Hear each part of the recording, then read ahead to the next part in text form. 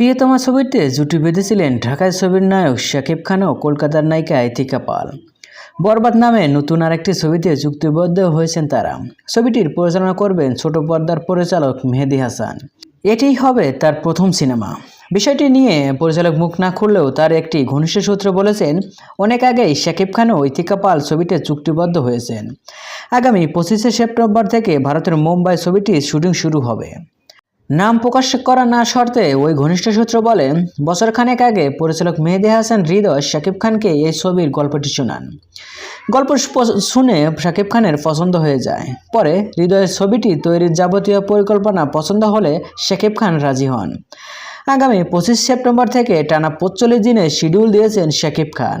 পরিচালক বলেন, শাকিব খানের জন্য ছবির এই গল্প একেবারেই নতুন অ্যাকশন ঘরানার ছবি। এটি অনেক বড় ক্যানভাসে তৈরি হবে এই ছবিটি।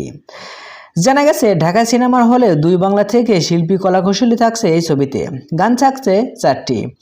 এরই মধ্যে বাংলাদেশ থেকে ভারতীয় দূতাবাসে ছবি সংশ্লিষ্ট সবার ভিসার জন্য আবেদন করা হয়েছে। বরবাদ ছবির গল্প ও চিত্রনাট্য পরিচালক নিজেই করেছেন। ছবিটি মিশা সওদাগর একটি বিশেষ চরিত্র অভিনয় করবেন। সো ভিউয়ার্স, এই ভিডিওতে আপনার কি মতামত? আর হ্যাঁ, বিনোদন জগতের সকল ভিডিও পেতে চ্যানেলটি সাবস্ক্রাইব করুন। ধন্যবাদ।